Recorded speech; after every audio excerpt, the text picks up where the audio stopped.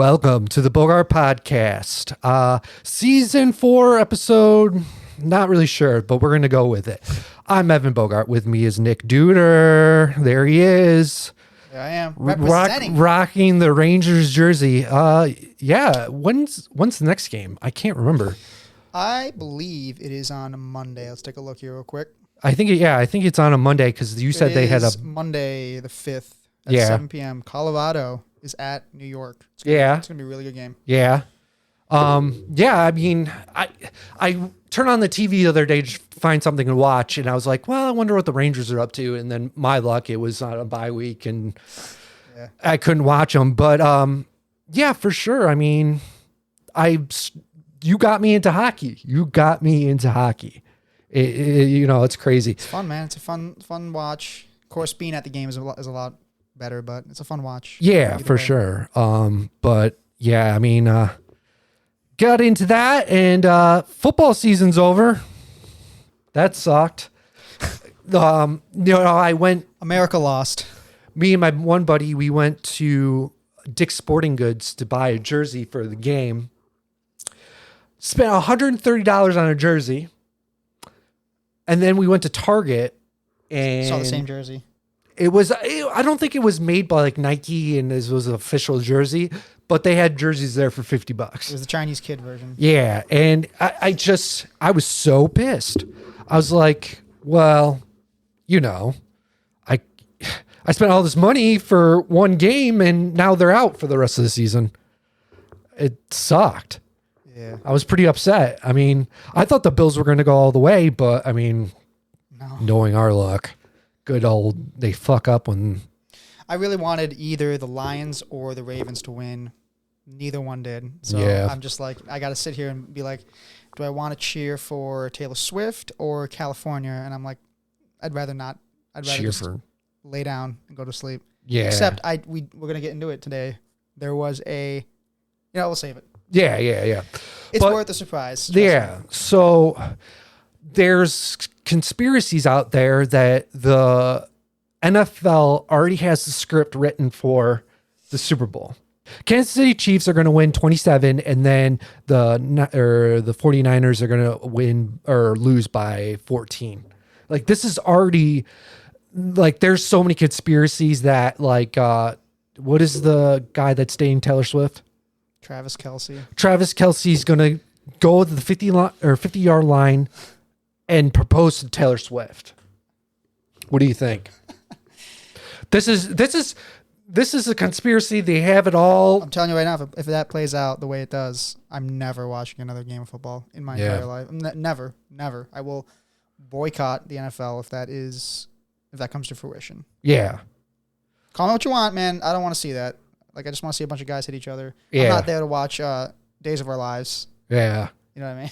It's just getting so annoying now. It's getting to a point where it's like when the Kansas City Chiefs play any team, the main focus is just on Taylor Swift being in the box. They're just like, oh, well, Taylor Swift's here. It's like, Taylor Swift's not football. Did you see that guy that made the comedian that made the joke of, like, he was on, I think it was the Golden Globes, and he said something like, because Taylor Swift was there for some reason. It was either the Globes or the Grammys. I forgot what it was. Taylor Swift was in the audience, and he was like, he made the joke of, like, this program gets what's the difference between this program and the NFL is that this one gets less shots of Taylor Swift or something like that. Mm-hmm. And they panned over to her, and she was, like, super triggered by that. Like, come on, man. You're, like, almost a billionaire. Yeah. Take a joke. Yeah. I don't know. But, yeah, it's getting fucking old. It's getting to a point now where it's like I look on Facebook, and it's just, oh, well, Taylor Swift was at the football game. And it's like, I don't care anymore. It's just getting old. Along that same line, this like kind of brings back to, from the very first episode we did together when we were in the shed about AI. And, I don't know if you heard the story, but like they found somebody was making a lot of like X-rated AI photos of Taylor Swift. Oh, yeah, I did hear about that. And because it was Taylor Swift, like this has been happening to people, like less famous people have been getting deep faked in like, I don't know if I can say this on YouTube, but like pornographic material. Yeah. And it's been like this huge uproar for the community. And then once Taylor Swift gets into it, then it goes to legislation. Then it goes into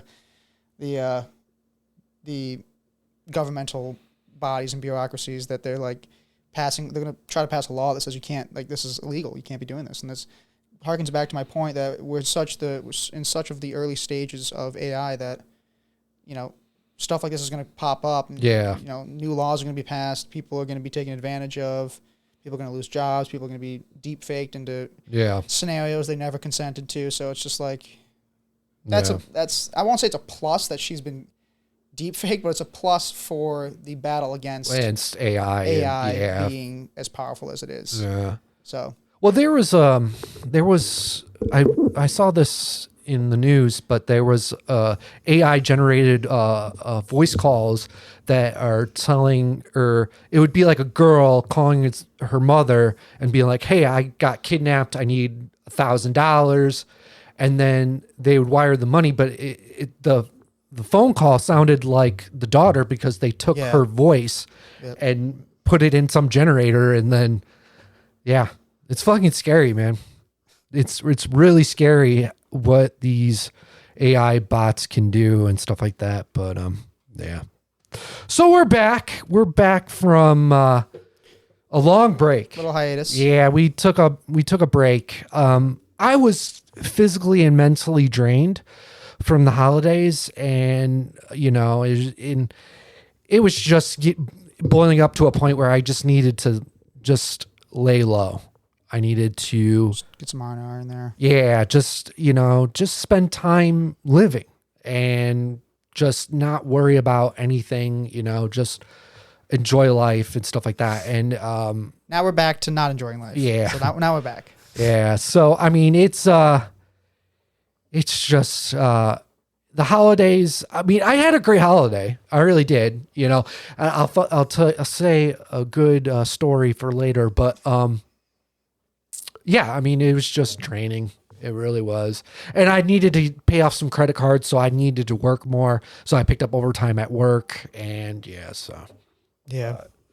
But how was your break, my friend? Man, we're going back now. It's February 1st or 2nd? Let's see. I think it's third. Yeah. I was off by 2 there. I forgot when the last... Did we do one before Thanksgiving? We did one before Thanksgiving talking about your friend's Black Friday, how he bought the PS3s or 4s. Yeah, I don't think we didn't use the episode, though, because I wasn't happy with it. Oh, okay. Yeah. Did you want to talk about that friend with the Black Friday or not really? Anyway. Yeah, I mean, we could bring it up a little bit later, maybe. So Black Friday sucked. I was over in the other side of the warehouse, but... Yeah. Christmas was good. I got to see my family, we're at the point now where everyone's a little bit older and spread out across the country. So my cousins, we got one in Ohio, I got one in Tennessee, and then one in New York. So it's hard to get everybody in there now because we're all kind of grown up. But yeah, I can't remember. I think the cousin from Tennessee did come up though. But yeah, it's hard to get the Ohio folks to come over, which is funny because my cousin who lives in Tennessee is more willing to like fly up versus my cousins in Ohio than to drive like 6 hours, 7 hours. But yeah. I mean, is most of your family in Ohio? Nope. I don't think most of my family's anywhere because they're all spread out. Yeah, my mom's side of the family used to be all in New York, in Utica, and Utica, New Hartford surrounding area. But now, like I said, my cousin, her and her boyfriend live in Syracuse. My other cousin, her and her boyfriend live in Nashville, Tennessee. Mm-hmm. And my other cousin got married recently, and her and her husband live somewhere in Ohio. Yeah. And then my dad's side of the family, they're in Montana, Colorado, Maryland. So. Oh man, it's really spread out. Yeah, it's tough. Yeah. It's tough. But that's what you do when you grow up, man. You get out of the house and you go find your way and you go and make it work wherever you can. I'm surprised my cousin chose to live in New York and is like okay with that. I'm trying to convince her to be like, why are you still living here? But yeah, because living here is freaking tough, man. Yeah. Well, people ask me why I still live here. Like, and my family, it's a little spread out, but not really. They kind of live in the Finger Lakes area. My parents moved because my brother had kids and stuff like that, so needed to be in that area to help, raise the two girls, my two nieces. But I think when my parents moved, they were like, yeah, we're moving, so you need to find a place to live. So I was like, oh fuck, like where do I go? Like, what do I do? And luckily enough, like I came into a little money and I bought the place that I live in now. So, but yeah, my family lives in like the Monroe County area. Okay. Majority of both sides too. No, my dad's side I only have one aunt, and that's it. And then my mom's side has like a crazy amount of family. I have so many like cousins and stuff like that. It's a big Italian family. My grandmother's still rocking it, and I think she's like 90. I think she's like 98 or something like that. Amen, man. Yeah. I have my great grandmother is 99. No, either 99 or 100. I don't know when she broke it. I think she's 99. Yeah. I mean, she told us that she wants to live to be 100. Like that's her goal. Centennial? Yep. Just live to be 100, to say that she lived to be 100. Take me the hell out. Yeah. And then after that, I don't know, I guess die or whatever. Yeah. So, my holiday was not that bad. It was funny. So Laura was bummed about something. I think it was school or something, or she was like, oh, well, why, she was not having a good time doing school. So I was like, I'll give her one of her presents early. So I went online and I found her college store, and there was a bunch of apparel merch. Yeah, a bunch of merch. So I was like, yeah, I'll buy a bunch of merch. And so one night she was feeling, down, and I was like, oh, here's a little school spirit. That's what I said. And I gave her the box, and inside was like a bunch of apparel and stuff. And she got so excited, it was her that's good, man. First, that's good. I got her a hoodie, which was pretty expensive, and then like a shirt. And I think altogether, the total of that was like $175 or something like that. It was something ridiculous. Oh, yeah. Like it was not cheap. No, yeah. I mean, that shit, is not cheap. So I gave it to her, like, I think it was like 4 weeks before Christmas. 4 weeks. So, and then she's like, well, now I got to give you a present. And then we just ended up opening up all our presents. Like we didn't wait for Christmas. We didn't, it was just, I gave her gifts. She gave me mine, and that was it. And it was like way before Christmas. Like on Christmas Day, we didn't do jack shit. I think we slept in until like 1 PM, and like that was it. We spent time like the night before Christmas Eve. We spent time with Laura's family. That's good. And yeah. So I mean, it was a quiet Christmas. It was nothing too exciting. Not a creature was stirring. Yeah. Not even a Bogart. And then I think it was like the weekend before Christmas, we went up to my parents, took a Friday off of work, went up there Friday, left Sunday. And yeah, I mean, that was fun too. Funny story. So my parents were like, oh, let's go to this antique shop. So we went, and I had to go to Dollar General and pick up some just toiletries and stuff like that. And there was a dispensary right next door to Dollar General. So I was like, all right, I kind of want to visit this on the way home or way out. So, and then I saw another one, and I'm like, well, now I really want to go. So I was like, Laura, let's make up a lie. Let's say that we had to go to Kohl's or something for like presents.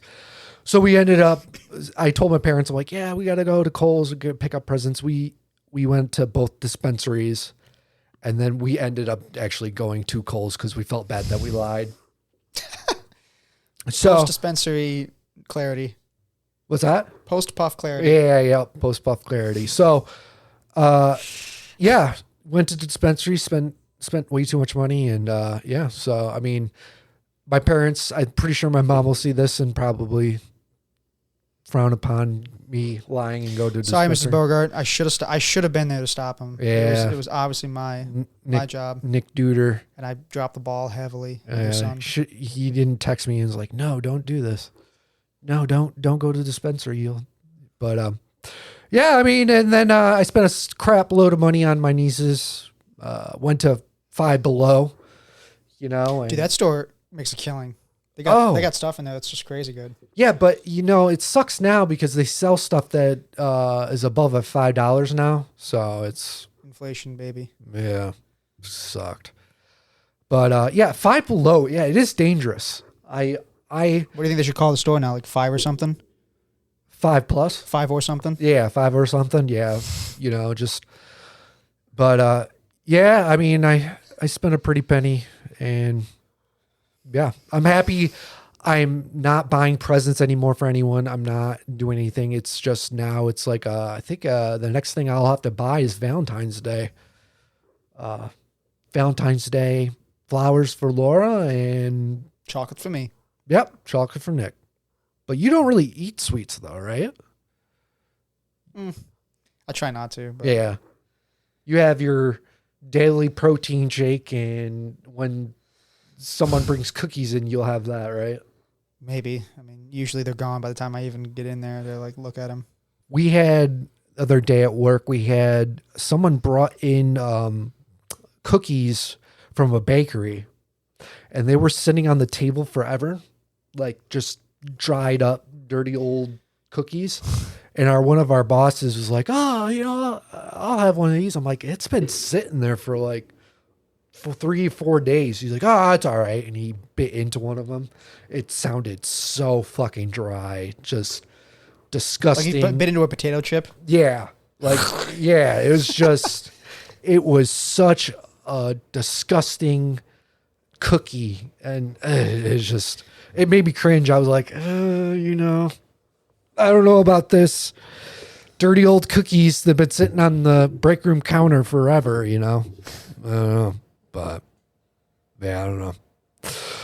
So I wanted to say a little bit about our merch. I'm probably going to close the merch store for a little while because my free trial ran out of Shopify, and I don't want to pay like $36 a month for just maybe 1 to 0 sales. So you can directly message me.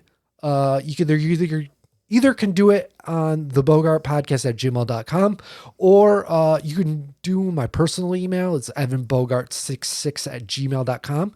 If you want a hoodie or merch, just email me and I'll ship one out to you. It's just that the Shopify is so expensive. We also got the Instagram too, if you want to DM on the Instagram. Oh, yep. Instagram. Bogart Podcast. The Bogart Podcast and Instagram. Facebook too. Any way you can find us. If you want to purchase some merch, just reach out on those platforms. Yeah, and we'll take a look at them. Yeah, and then we'll figure it out. You know, I remember when I first did the Basement Podcast. It was a podcast I did back in 2008, 2009. I didn't know how the internet worked. I just made a website, and you know, and it was just the most sketchiest thing ever. I made t-shirts that I sold maybe like 2 out of the 100 I bought. The rest of them I used for like towels, just like dried up spills and shit, and then I would toss it out. So I lost a lot of money. It was bad. And then I made waterproof stickers, but what I did was I printed out stickers on a printer and then sprayed them with this is waterproof adhesive, and I was just like, oh, I'll save money, and it smelled like ass. Like oh yeah, yeah, it just smelled like you know, just like just paint. It smelled like paint, and I'm like, I can't ship these out. They smell like ass. And so but I used to make merch just the most ghettoest way possible and try to sell it. That's what you do when you start out, man.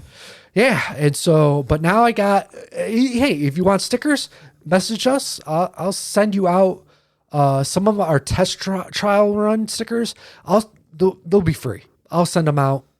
I got to get rid of them, and it was when I bought the Cricut. It's kind of like a CNC machine for arts and crafts. I bought one, made a ton of them, and I sold it. It was collecting dust, and I sold the Cricut machine, and and I wish I didn't, because I made some cool decals on it and stuff like that, and now I don't have it. But yeah. So reach us out on social media. If you're a band and you want your music on our podcast, reach out to us. We'll play any kind of music you want. And stuff like that. So, yeah, follow us too. It's going to be a good time. All right. Where are we at? All right, 21 minutes. So let's go. Well, first up, we'll do is this Roblox streamer. Oh, wait, I got notes. Oh, the Apple Vision Pro. Let's talk about that first. Price tag for that bad boy, I think it's like $3,000. And yeah, not so. Oh, I can't hear myself now. There we go. I think you're on 2. There we go. Yeah. So this is crazy. $3,000 for a VR set that I think it's basically what it is just Oculus that is a web browser too. It's got its own operating system. Okay. Called Vision OS. Now, I'm a huge Apple guy. I would consider myself a fanboy, but I'm going to be honest with you guys, this thing looks like hot trash. Yeah. I'm not a fan of it. Mm-hmm. Not this iteration of it. Maybe in the future when they can make it sleek like some Ray-Bans. Yeah. But that huge goggle on your face, I don't know, man. I don't know. Like, I'm also struggling to figure out what the utilitarian purpose of that is. Like, why do you need, like, I got an iPhone, I got an iPad. Why do I need something right on my face? Like, I just don't understand. They show, like, you can watch movies in a bigger screen. Yeah. But, like, at the same time, is it going to be 4K? Is it going to be the same amount of pixel? Is it going to be, is the streaming quality going to be really good? We haven't seen any of it yet. People have been getting some test run alpha kits of it, but it's also like $4,000, I think. MSRP. Oh, is it $4,000? I thought. Oh no, it's $39.99. I think the price tag is on that. So like $4,000. Yeah, $4,000 with tax and stuff. Yeah.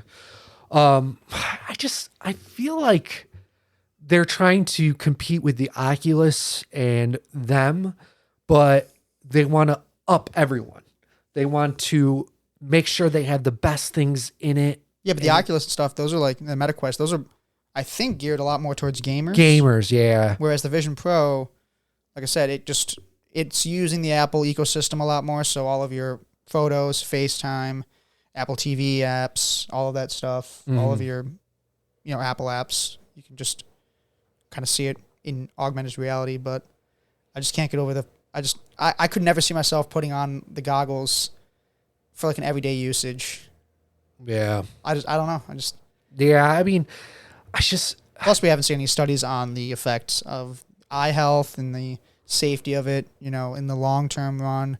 There's already studies that even looking at a phone screen, like, what is this, like a foot away from you? Yeah. It has effects on your eyesight in the long run. Like, that's been studied. But we all say, okay, we have to deal with that because it's part of our everyday lives. This is a utility that almost every human being in the 21st century has some sort of smartphone or screened phone, because that's just how the world is. That's how you connect with people. It's how you stay up to date. Yeah. How you use technology to your advantage. But, we haven't seen tests on how these goggles are going to, and I think they're still doing tests with like the MetaQuest and the Oculus kind of stuff like that. But like I said, for gamers, you put it on, you play a game for like maybe an hour. Yeah. And then you take it off. But this thing is like designed to be just worn 24/7. It's designed because like all of the stuff that's in it is like your everyday usage stuff. It's not like just like a single use for like a video game where the idea is you play it for like a little bit and you take it off. But there's also, I think the battery life is only like a couple of hours. I think, oh, really?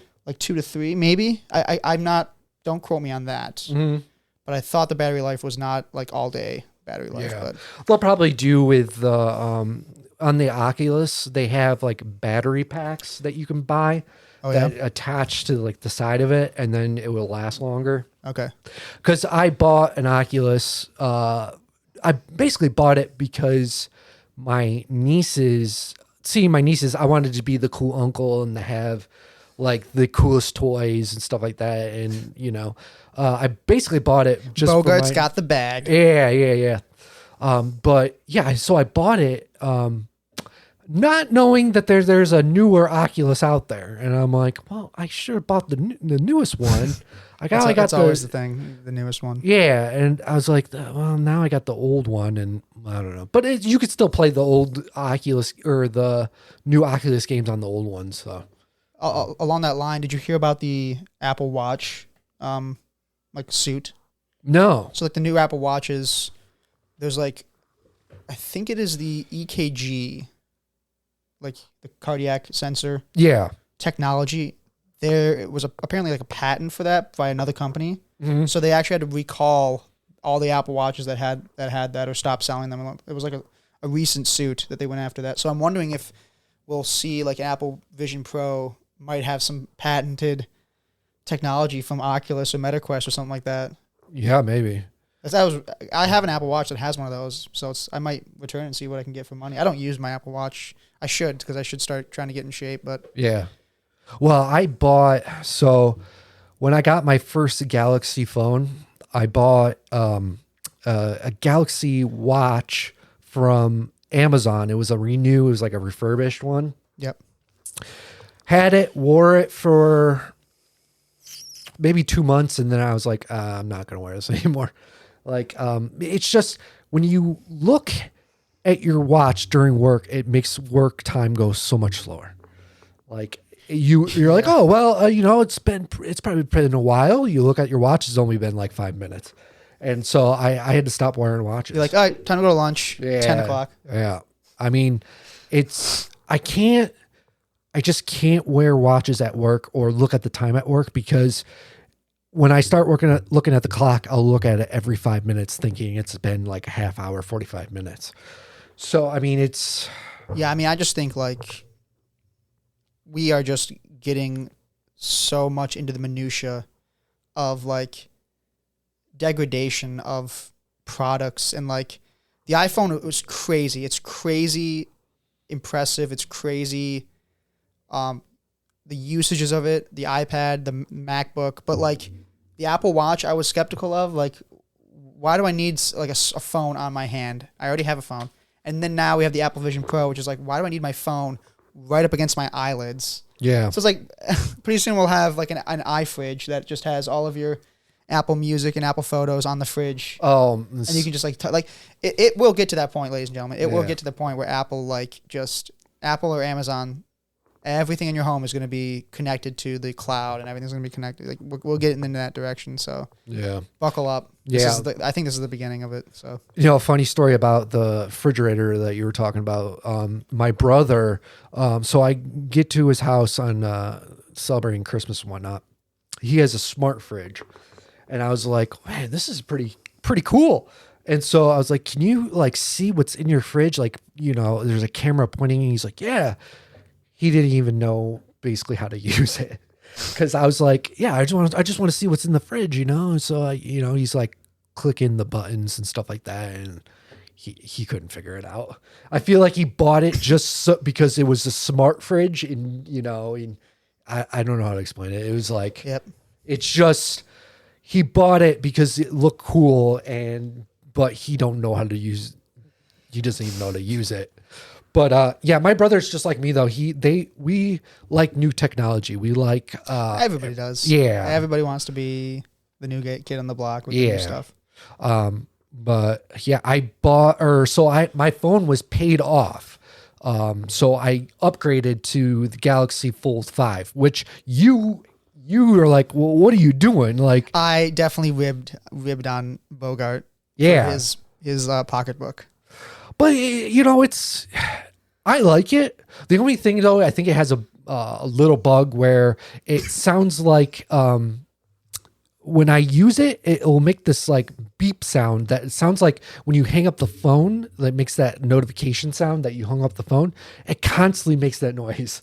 I don't know what, I have no idea. And then it opens apps automatically, like my Capital One. I'll be like just watching a video and then the Capital One app will open and I'm like, what the hell?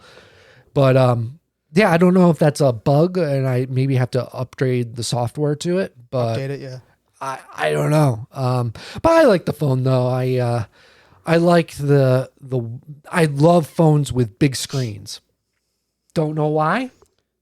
I had I had the best phone ever. So when this was back in 2015, something like that. Walmart had one phone that was honking huge. Like it was like it was basically a tablet. Yeah. But it was the coolest thing ever. It shit the bed when I bought it and stuff like that. And then I was like, oh man, should I buy another one? But then I was like, it's going to be another poop phone where it's going to die like 2 months after you get it. So I ended up just going with Spectrum and getting their phones and stuff like that. It's pretty crazy. Like I grew up in a time where I remember having a flip phone. Like I was telling you about this at work. Of course, I was in elementary school when I had a flip phone, but the joke is like my dad would tell me like he misses the days where you had the flip phone and you could be like, and good day, sir, and like slam the shell, whip it, and then hang up on somebody. Yeah. You can't now. It's like it's not the same when you just like you hit the button. You used to be able to like really let them feel it, and you hoped in the back of your mind that the other person could hear the slam right before. Yeah, I had that, and then I had like the Octane that had like the actual keyboard. Yep. That texting on that was so much fun. That was the highlight of the entire phone was texting. Like text, yeah. Nowadays, people just text like and they barely even care. Like I remember when texting was cool. Like it was an event. Like you got to be, you actually felt cool texting somebody with your big freaking fat thumbs on the tiny little keyboard. Made it work somehow. Yeah. And then I got my iPhone, and then life has just been never the same since. Well, I had a track phone, and this was back in like 2006, and each text message that you sent was 5 cents. So I remember filling up my my phone with credits and then being gone within 2 days because I would text and it would cost me 5 cents, and I'm like, I can't do this anymore. So then I went with Verizon, and this was when data was just getting into phones and stuff like that. So they had unlimited data. They didn't have any caps on it. So I remember we had no internet at my house, my parents' house. So what I do is I would tether the phone to the TV, and basically I got like Netflix and everything right to the phone, or right from the phone to the TV. And but then they said that I was using too much data, and they were going to cut off my service if I didn't reduce the amount of data I use. And then like a couple of years later, they ended up with the unlimited up to 30, gigabytes of data. Then that's just, how is that unlimited? How can you call that unlimited? See, I have Spectrum Unlimited Plus, where you get 30 gigabytes of data. After the 30 gigabytes, it slows down. So I don't know. It's really weird. They say it's unlimited now, but it really isn't. Like no service is unlimited. If you use too much data, they'll slow down your phone. So. I mean, I had pay as you go, and pay as you gig, and it was just really expensive because I would use more than 1 gigabyte of data. So I ended up just going to the unlimited plus. I think it's like $39 a month, and I love it. Like, I listen to music at work and my shows, and yeah. And I got Sirius Satellite Radio thinking I was going to use it. Funny story about that. So I have this one app that has radio stations throughout the whole world. And there's this one Dutch radio station. It's a college rock radio station, and it has no ads. It plays all the music I love, and it's free. And I paid for Sirius Satellite Radio. Just to get that station. Not to get that station, but get a station just like it. And I got to cancel the Sirius Satellite because why would I pay if I can get it for free, you know?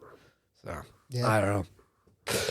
All right, my friends, we're going to take a break. When we come back, we got some news articles. And then at the end of the show, I have a big announcement. All right, we'll be back right after this.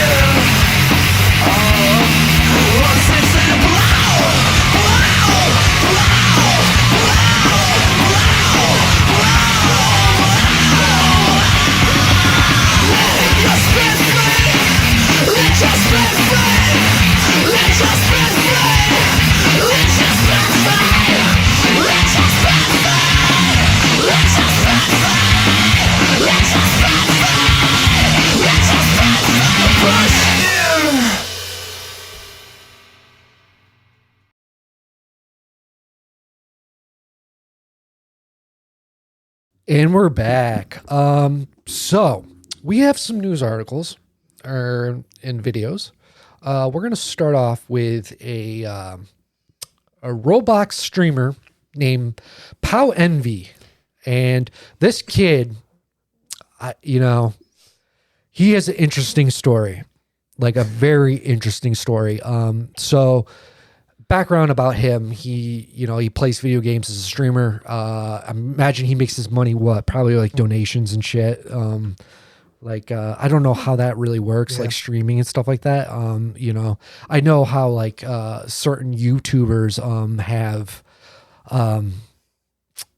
they do like a live and then people donate and then that's how they make their money.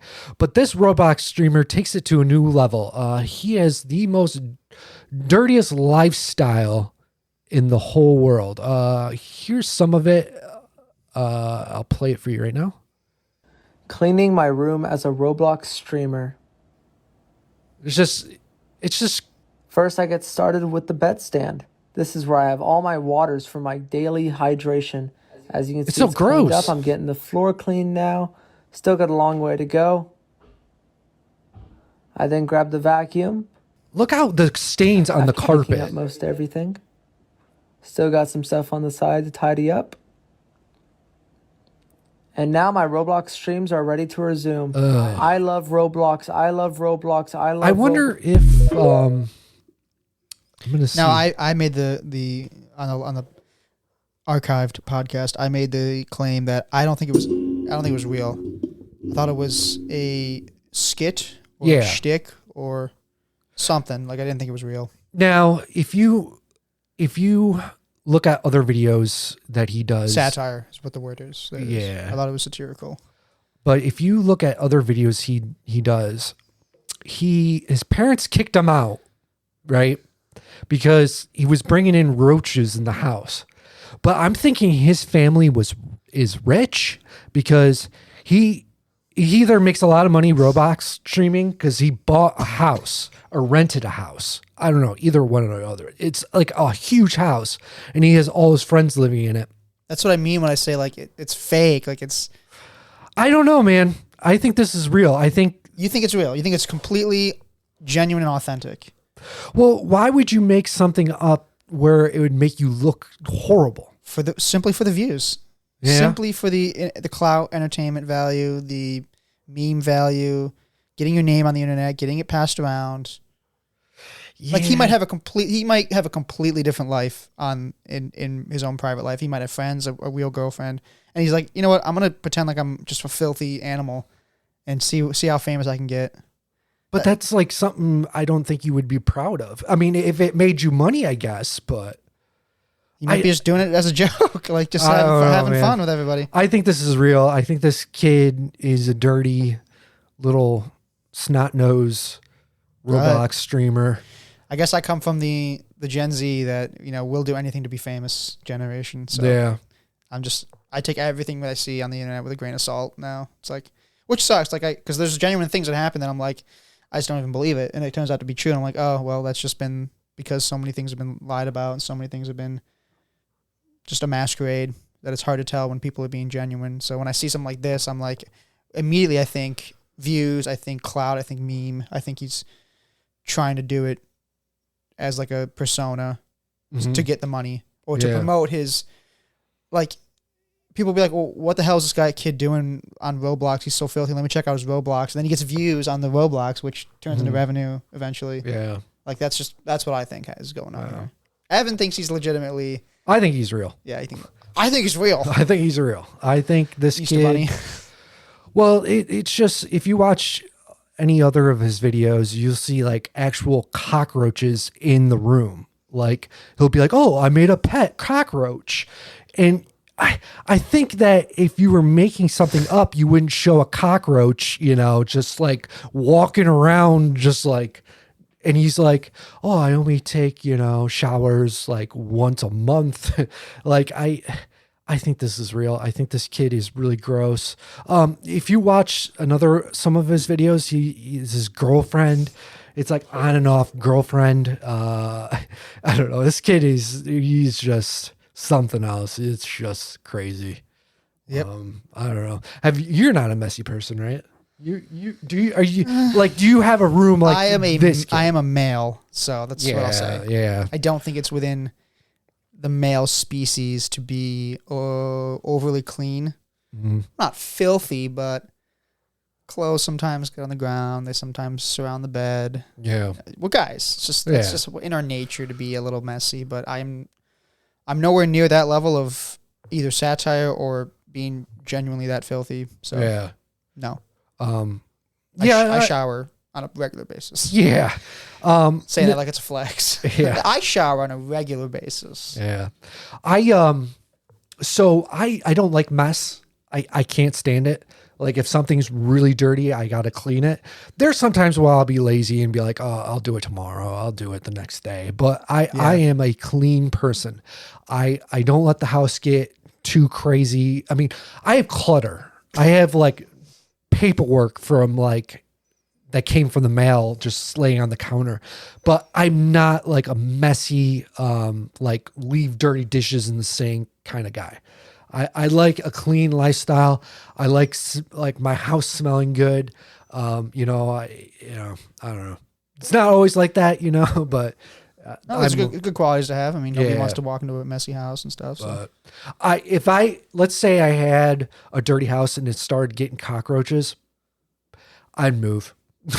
I'm out. Like I can't. Cockroaches. I've only seen one cockroach in my life. It was so we were taking a vacation down to Florida at Disney World, and we booked a hotel at the resort. And so my parents, we got from the airport to the hotel. We're walking up, and there's literally a cockroach on our hotel door, just chilling, staring at us like, hey man, you're not getting in here. So my mom was like really, really pissed because we had a long flight. Actually, it wasn't that long. It was like an hour or something, a flight. But my parents were pissed. So they were like, we need the house of head cleaning up here right now. And so, yeah, but like the southern states, those where they get cockroaches, just anywhere with warm weather.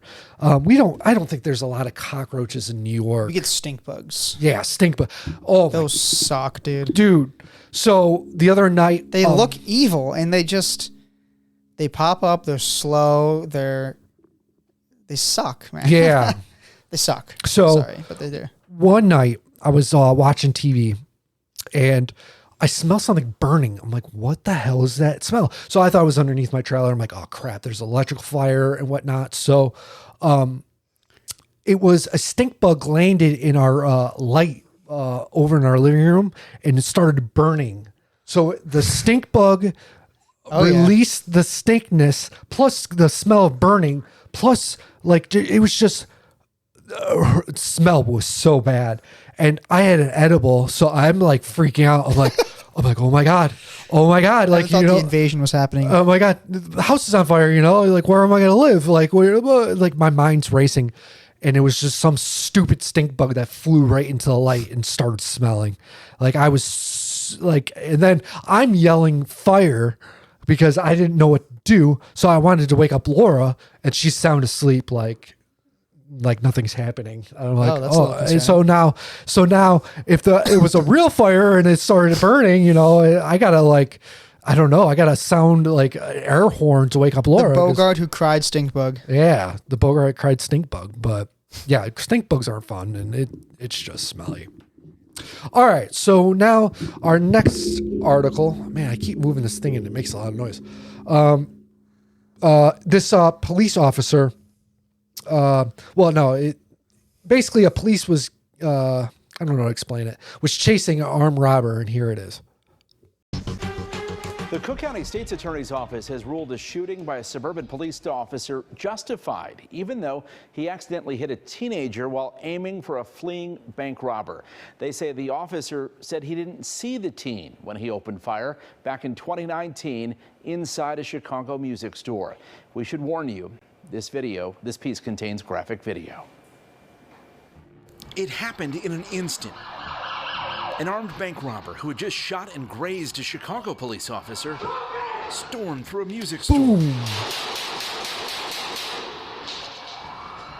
So it's this police officer right now shooting in this music school.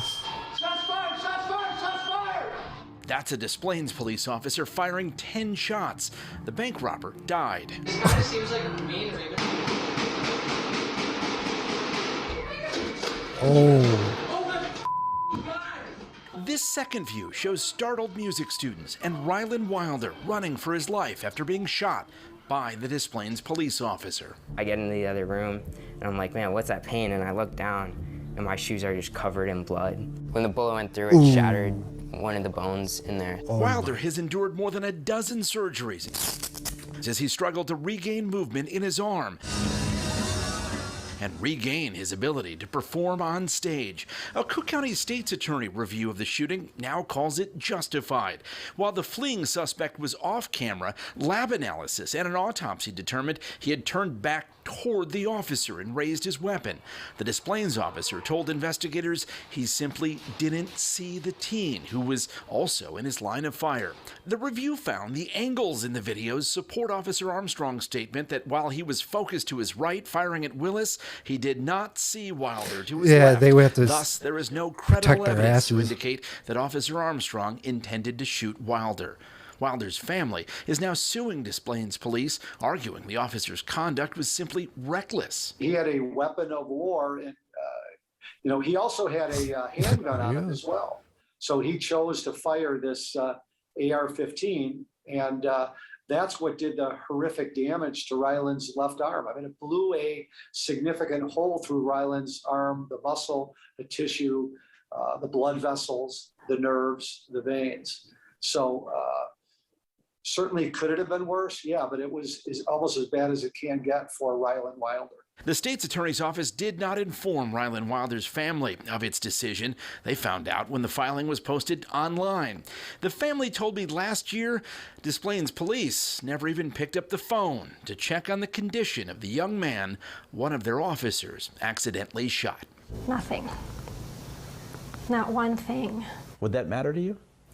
Yeah, I think so. I mean, they completely, like, I don't want to say, like, ruin my life, but, like, they took away a huge part of it that I love to do. And they just don't say anything. Last year, more than a year and a half after the shooting, the Des Plaines police chief suggested to reporters it may not have been his officer who hit Rylan Wilder. The state's attorney found no evidence to support that theory. Today, Chief Dave Anderson did not respond to our request for comment. So now this is an old news article. A little bit, yeah. Yeah, it's a little old. So their fan. Oh, it's gonna. I've been looking for a product. They won the lawsuit. It was $1.9 million. I could be wrong on that the 0.9 part, but it was over $1 million. Did you want my input Yeah, on that's that? what your input. That looks to me like it was we couldn't see off camera like where that opened up. It looked like a very small corridor. Mm-hmm. So this teen was walking back, right? Yeah. And he sees the armed robber come that way, right? Mm-hmm. And I don't know if he saw the police officer, but he turned around and went like towards the police officer to get into that room. Mm-hmm. Now, tempers are flaring, adrenaline's kicking in, you're scared out of your mind. Mm-hmm. You might not be making the best decisions there. That was probably the worst trajectory he could have gone in, was like running parallel or right in between. What I'm saying is I didn't see where, like, if it was it's just a long corridor that was narrow. Yeah, it was just. Did it open up into like a lobby section? Could he have gone anywhere else than? Was there any other safe place? Like, was there even like maybe something off to the left? He ran back towards the police officer and then to the right. Yeah. And he got nicked there. So he's a kid. Yeah. Your stuff's flying. I would say, you're in a situation where a cop's got his gun up. Hit the freaking deck, man. Hit the ground. Yeah. Like, you don't know where bullets are going to go. Hit the ground. And I'll tell you why. Because that police officer, they are trained, and this is the argument, like, why don't you aim for the head, or aim for not the head, why don't you aim for the leg or the arm of some robber? Because it's extremely difficult to manage and minimize damage when you're shooting for a very small portion of somebody's body. Mm-hmm. So police officers are trained to go for center mass. That is your torso. It's the biggest area of you. And if you are posing a lethal threat to other people around you or the police officer, they will shoot you right in that torso area, which will, it'll kill you eventually. But so knowing that, this is for me. I don't know about this kid. Knowing that he's going to shoot for center mass, I'm hitting the ground. Like, yeah, I'm going as low as I can, which that would have been a little bit of a better play. I don't really see the discussion about like he could have used a pistol. I mean, that's like a stupid bogus argument. Yeah. Man. He had his rifle ready. This bank robber already shot at the cop. Like, it's just a terrible story all around. But, Yeah. like, it should go to show. It should really enforce the idea that if you're in a situation where like you see a cop having a gun, hit the freaking ground, man. Yeah. Ground, hands on your head or whatever. You don't know who they're aiming at, whatever. Like, just hit the freaking deck. Hit the ground. Yeah, don't run. Certainly don't run towards the cop. Run like left or right, like just as left and right as you can go, or hit the ground. Like, it sucks. He got hit in the arm. I think he's lucky he got hit in the arm. Yeah. With how close he was and where, like I said, where the police officer was pointing the gun. He was aiming for center mass. He's lucky he didn't get one in the freaking liver or the lungs. Yeah. He's really lucky that he just got grazed there. But yeah, all around, I think that's just a sad story. I don't really think it's anyone else's fault other than that guy who robbed the store. Now, do you think the $1 million is like a justified amount? You think? I see. This is my. See, I don't know. I don't know. I mean, so you know, cops are here to serve and protect, right? Correct. You know, so so if a cop is shooting at a suspect that could be dangerous to other people and you're in the crossfire, like I don't know why he's trying to protect you. So why are you suing the police officers? It just doesn't make sense to me. Yeah. I mean, they're here to serve and protect. Now, if the cop was like thinking that the kid was the armed robber and started shooting him and he got injured, that's a whole different story. That's a whole, you know, I would sue the living crap out of him. But it's just a cop that, you know, this kid got in the crossfire. I just don't think that it's justified. I really don't. Yeah. I mean, my personal thought about cops and authority are not great. You know, I don't say I don't hate police, but I just, you know, some of the decisions they make, like these detectives and whatnot, you know, I don't know. So I thought that was an interesting story. I thought that maybe, you know, it was, I don't know. But, all right. So next on our plate is, hold on. So this is an old video and I wanted to talk about it, but it's this judge that got basically jumped by one of the people that she was senses. This is like one of the most wild videos I've seen of like a courtroom in a long time. Oh yeah, this is crazy. So here's the video. We'll play it. I'm sure you guys seen it, but we'll talk about it. A taste of something else because I just can't with that history. In accordance with the laws of the state of Nevada, this court. Boom. Oh.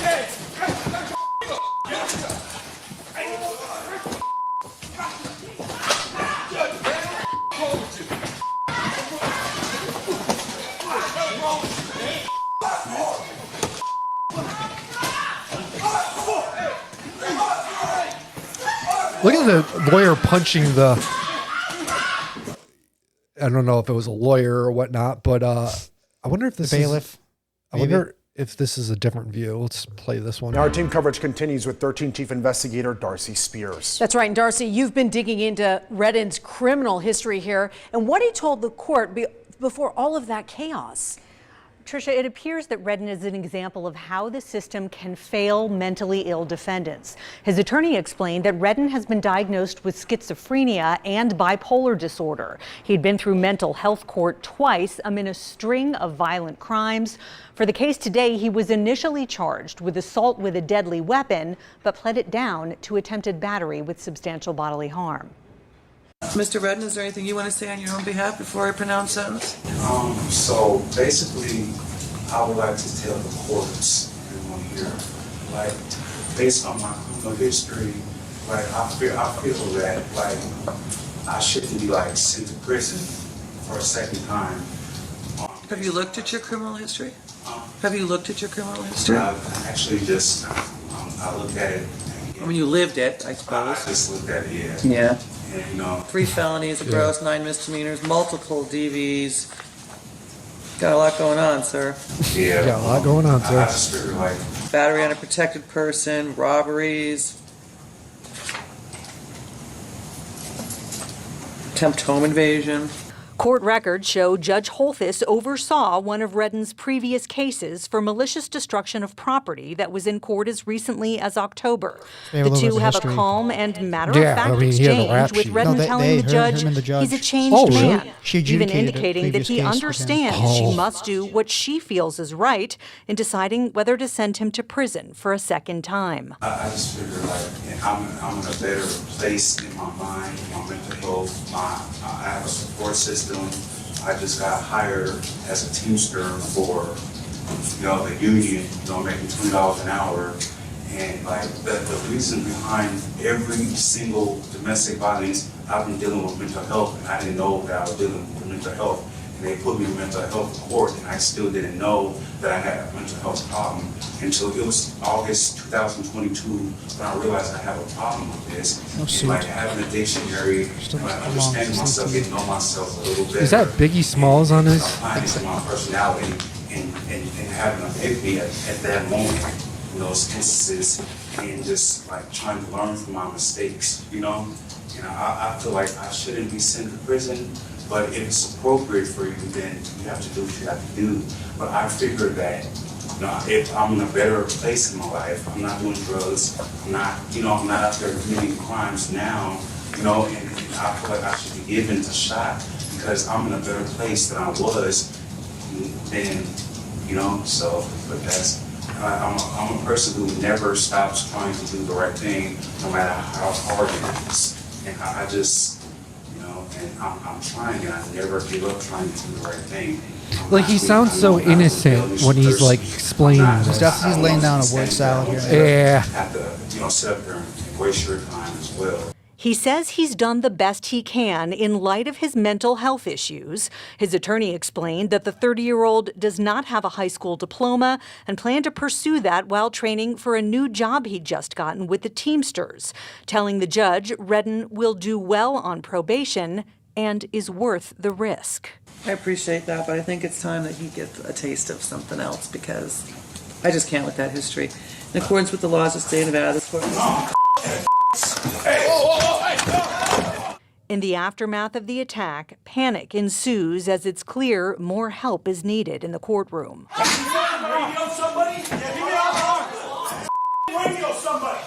Just imagining you're in court for like a speeding ticket and this shit happens.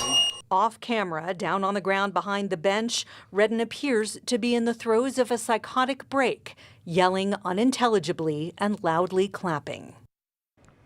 No doubt lots of questions to be answered in the wake of this, including inquiries into the possible failure of the system in dealing with mentally ill repeat offenders and, of course, any shortcomings in courtroom security. Again, the district court says they are reviewing All right. Anyways, protocols, which... so now... Yeah, this guy, when he was like, oh, you know, I'm in a better place, you know, he sounded really like sincere. But the whole going to court with a Biggie Smalls hoodie on and like looking like just you like a Saturday night out, I don't think the judge is going to take you that seriously. I don't know. It's all about appearances these days. It is. It is, especially in court. Yeah. Like, how could his freaking lawyer look at him that day and be like, yeah, man, you're ready to face charges today. He didn't say, no, dude, go home, go get a tie. You work a job, you got money, go get a freaking suit.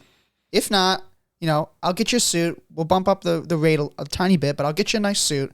We'll try our best at this case, but you're not going in there with a freaking Biggie Smalls long sleeve tee and some sweatpants. Like, if appearances ever matter, it's right then and there when you're facing down your charges. I mean, yeah, he pleaded his case, but I think, and this is the thing, man, the whole mental illness thing, I don't know. It's just like... Well, do you think that this person was turning around his life, or was it just the whole hogwash to get a lesser sentence? I don't know. I mean, I never know. It's just, you have to adjudicate and bring justice to what the reality, like, we can't know what's going on in someone's mind. Yes, obviously mental health plays an impact, but, you know, prison is not rehabilitation first. It's not rehabilitation first, but I don't believe that. I think prison is to punish crime. Like, its main goal is to deter crime so that other people don't commit those crimes. They see the sentencing, they see the effects of the crime and what the sentencing will be, and they say, holy crap, I'm not going to go do this. I'm not going to go steal something because my life will be ruined. I'm not going to go kill somebody because my life could be in jeopardy. In some states, I could die. The whole point of prison and justice is to bring justice to crimes. It's not for rehabilitation. That is a secondary aspect, I believe, of prison where you can get rehabilitated. But the very first aspect is to punish. So you can plead your case all you want, really, but if you are guilty of those crimes, you have to pay. Now, the better thing he could have done was, because he did say in the videos, like, you got to do what you got to do. Like he said, if you have to give me the sentence, you got to do. I think that's a great line. You should have just been like, you know what? And if he'd said that, maybe the judge might have given him a little leniency. Maybe he would have served his time. Could have, you know, you can always get out on good behavior too. But, you know, doing what he just did there his life is over, man. It's done. I mean, I think he just sealed the deal. I think. Yeah, you know what I mean, sadly, jumping on a judge, that's that's like attempted murder almost. I mean, I don't. It's just certainly whatever he had, man. He just took it 100 levels deeper. So yeah. All right. That was one of the wildest videos I've ever seen. Yeah, I mean, he really cleared that landing too. He cleared that whole table thing. That thing's like, isn't that like 6 feet off the ground? Oh yeah, it's pretty tall. And he freaking cleared that with one hurdle. Yeah, that's kind of crazy. What are those athletes that jump over, like it's like a rod and they jump over the pole jump? Pole jump, yeah. He would be a perfect pole jumper, man. Just like he jumped over that thing, like his body was sideways, midair. Oh yeah, he cleared grabbed her and it. Just he should play. Well, he's going to be in jail for the rest of his life, but I mean, if he wasn't going to be in jail, he should pick up that sport. I don't know if I want to play this story. I'm just gonna basically this kid. Oh, one last thing too. I've heard that attacking a woman in jail does not give you a really high reputation. Oh no! Like child abuse and child predators and like people who assault women, they have the lowest ranking on the totem pole in prisons. No. So he's in for a ride, I think. Unfortunately. Well, so I don't know if I'm gonna play this news article. It was a wrestler punching another kid. I'll see if I can just find the part and then we'll go from there. So this kid, he was in a wrestling competition and he got punched in the face by his component or whatever other person. Component. Yeah, component. Won the match by tech fall. And when they came to the circle, Cooper extended his hand to shake his hand, and that's when the assault happened. Cooper in the orange and gray singlet goes in to shake his competitor's hand. Then the Maine West High School student sucker punched. Oh, I balled up because I don't want to get hit again, and I don't want to retaliate. I've never seen this. There's like multiple big national tournaments that you see people in the finals. They're not even upset with their loss, or at any tournament. I've never seen this before. So for it to happen to me, I was very shocked. The Hill family called the police and after discussing what happened, decided to file a report. We are fortunate. Cooper could have been hurt so much worse. And we don't want to see that happen to anybody else. The Hills also tell us USA Wrestling has suspended the wrestler involved for a year. And I think the suspension will give him some time to really think about what he did wrong. And I don't wish any bad things upon the family. I don't wish anything bad for him. I wish the best for them. I think the suspension should help clear their minds up and make him act right. All right, so now, all right, you want to go? Yeah. All right, so now these days it just seems like when I was a kid and someone punches another kid or whatnot, you either get detention or whatnot. Now you get a police report in and stuff like that. It's just a new world now where the littlest things if let's say I was a dad to the kid that got punched, right?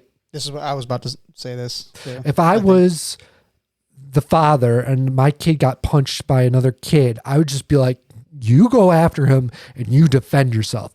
You do not, let our family name down. So yeah, I was about to say, if that was me and my dad, 1 second. I mean, I was gonna ask, where was his dad? The kid that got my dad. It wouldn't even be a second thought, and I would like to think that. I mean, for my kid too. I mean, somebody punches him right in the face. My dad would be all over that kid, oh yeah, beating him into the ground, severely. It would be bad if my dad if that was me in that situation. Secondly, wrestling, football, these contact sports, they get a lot of males, they get a lot of male aggression, and I think it's a healthy outlet for that male aggression. It is, because we're guys. Mm-hmm.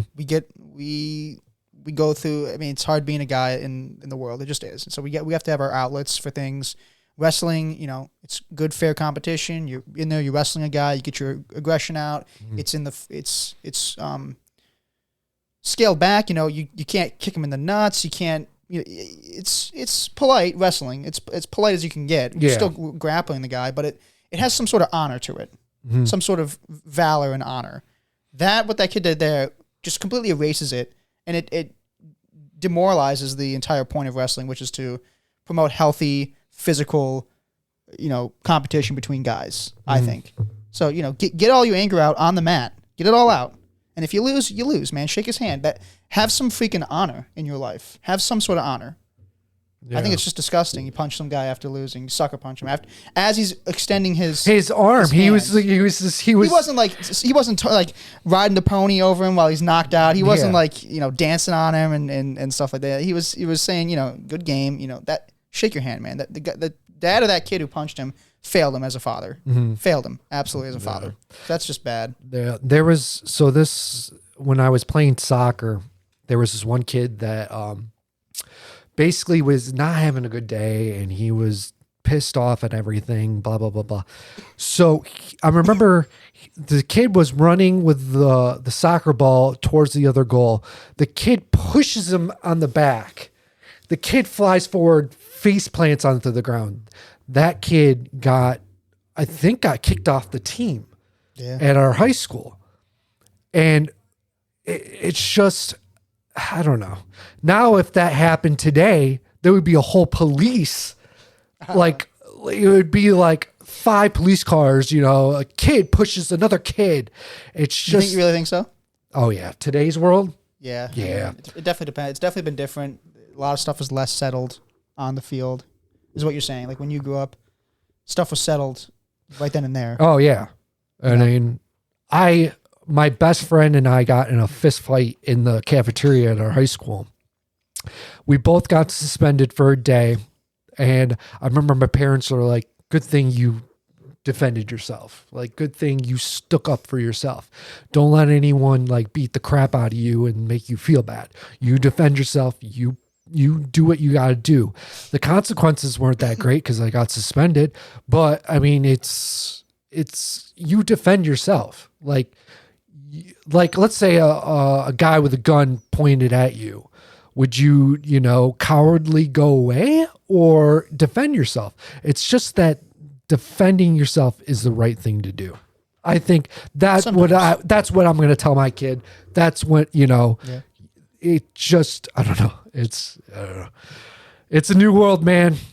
Like there's stories about people like walking their dogs in front of people's houses. And it's like, oh, well, you're not my property. I'm calling the cops. It's a Scott and his world where we have to call the cops for everything now. It's ridiculous. And when we do call them, we run at them while they're shooting a guy behind us. Yeah. Yeah, I don't know. And then sue them. Sue them. Just fucking sue them. All right. This is our last news article. Oh, so this is going to be for you. All right, let's hear it. So there's this guy on Shark Tank that had an idea, and I think I might have seen this. Yeah, I'm thinking about getting this. I'm thinking about getting one of these and getting a guitar. And dude, you got me, man. You don't need one of those. Just have me. Yeah, but see, I run a low rate. I mean, it'll only be like $100 an hour. So this thing is called the Chord Buddy. It attaches to your guitar, and it's basically a beginner's guide to playing a guitar and teaching you how to put your fingers on different chords and stuff like that. And, you know, I don't know. But this thing, I think is pretty badass. Oh. Hey guys, Travis from Chord Buddy here. Chord Buddy here. We got Chord Buddy. Veterans Day just around the corner, and I wanted to do a special song, teach it to you on Chord Buddy, which I invented. It's training wheels for the guitar. It's probably hands down the best way if you're a beginner learning guitar to learn without frustration. And 70% quit because they get frustrated, but not with Chord Buddy. We teach you just pushing buttons to start with, learning your rhythm and timing, and then you remove this and start making the chords, removing the tabs one at a time. So, easiest way in the world to learn guitar, and you can be playing this song today. So, it's Veterans Day, and so on a serious note, keep veterans in mind. We're in a tough place right now, guys, worldwide. All right, this guy's getting really boring. So basically, the Cord Buddy, I explained a little bit about it, but so this was on Shark Tank, and now they're worth, what was it, $6 million? Around 6 or 7 million. Oh man, just for a piece of plastic you put on a guitar, $6 million bucks. Ugh. Net too. They Net. probably grossed a lot more than that. But Just- depends on how much they cost to make and stuff like that. It's probably nothing. It's just plastic and. Oh, they probably send it off to China. China made it for like Yeah. 2 pennies, and then they sell it for like $20. It's just, I want to come up with something so I can make a lot of money, so I don't have to work anymore. Like Be what an was it? inventor. An old coworker of mine that worked where I work now. We spent the whole day, we were working, and we're like, let's come up with a stupid idea to make us a lot of money. And we're shooting back and forth. We're like, yeah, this could work. But then Was I there for that? I think so, maybe, yeah. So we were just trying to spitball like different ways to make money, and we always came up with a good idea, but it always had a shitty consequence. So I mean, it's just, I need to come up with something like this, and I don't know, go on Shark Tank, make $1 million, and never have to work a day in my life again.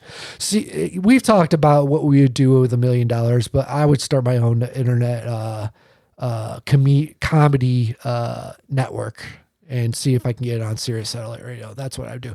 But I mean, I would have to make some idea, and it's a lot of work. It's a lot of work. I don't know. Getting money isn't easy anymore. It isn't. You have to go, well, unless you're like some stockbroker or something like that just sits in front of a computer and trades stocks all day. That's pretty easy. I think getting money, well, inflation aside, we're going to talk inflation aside. Getting money is easy. What's the difficult part is learning how to live with the money you have. Yeah. That is true, because like accepting the lifestyle that your money can give you. That's the tough part for all of us. Yeah.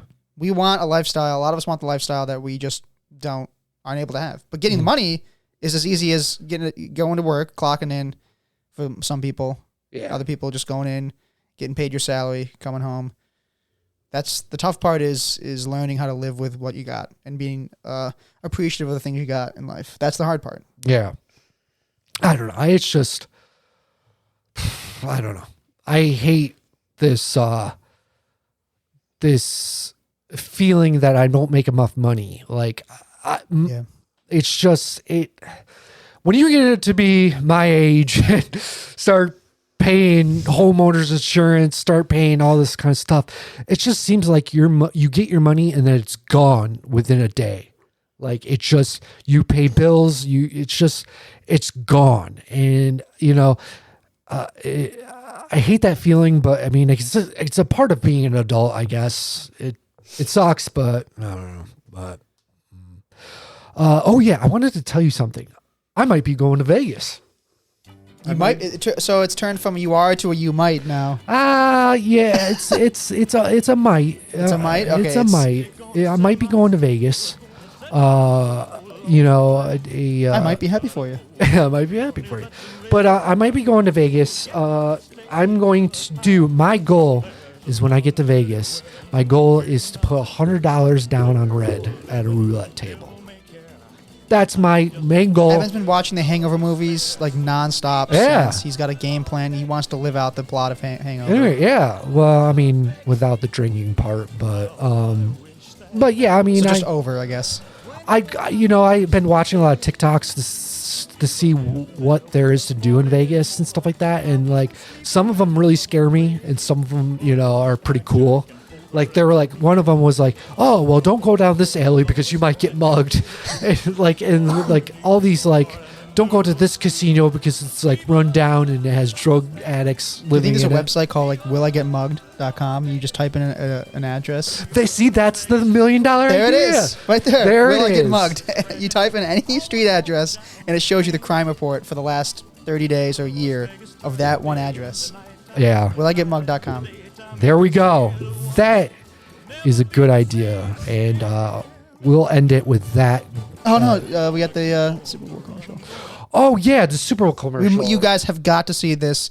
It is a work of art. I don't remember since like the Mona Lisa there being a better work of art that has shaped culture, has shaped society, has had an impact on my life and my my health and my wellness, and it's brought me out of a deep dark place. This commercial is a saving grace. It really is. And you guys have to see Nick this. showed me this Super Bowl ad, and I was like, man, this is pretty good. So this is a Paramount Plus Super Bowl ad. Streaming service. Like all the Paramount stuff. Yeah, you could get like movies, TV shows on CBS network. So this is the Super Bowl commercial for the 2024 Super Bowl. On Paramount Mountain, the stakes get higher. I mean, I can't get that thing up there. If it were a football, I'd be able to reach the top. What about a football-shaped head? We throw the child. It's Hey Arnold from Nickelodeon. What? No, that's dumb thinking. He's not throwing Arnold. Throw him. Throw him. Hey, do you want an immunity idol? What? You can't throw a child at a wall. Lattimore, shut your face! Unless you prefer to freeze to death. I'm not gonna throw a kid. Not built for the moment, I see. Fine. I'll throw him.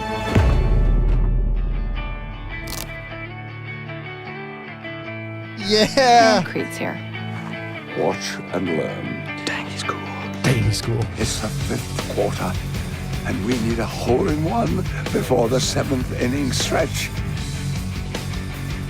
Be brave. Pip, hike! Can you take me higher to a place where linemen see? Oh man! I just threw him higher. Come on. To a place where we won't There's me, freeze. the Creed tramp stamp. Yeah. He just threw me high. I'm good. So close. How are we gonna get up there? Now, if there were only someone made of pigskin. Bingo. Oh, dear.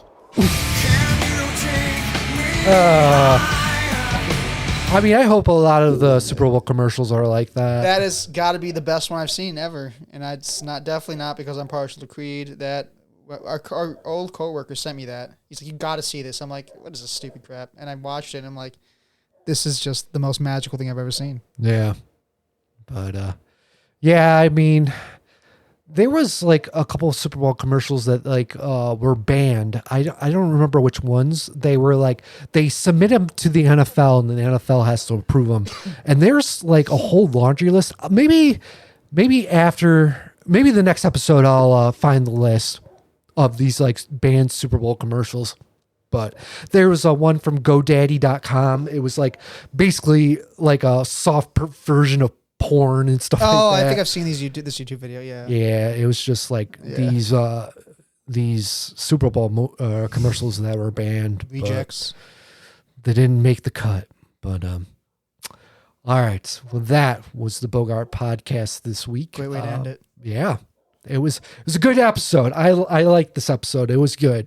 Yep. I'm gonna definitely get this up as soon as possible.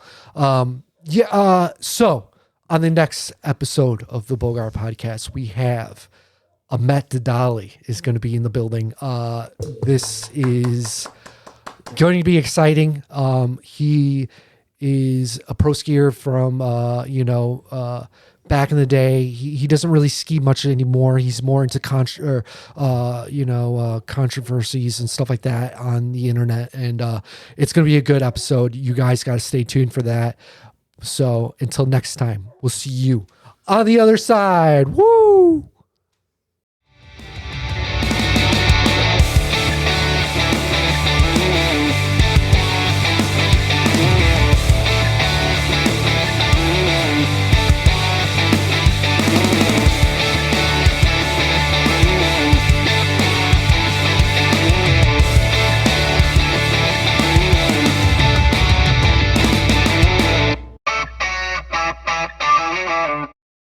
This has been a Beer Pirate Radio production.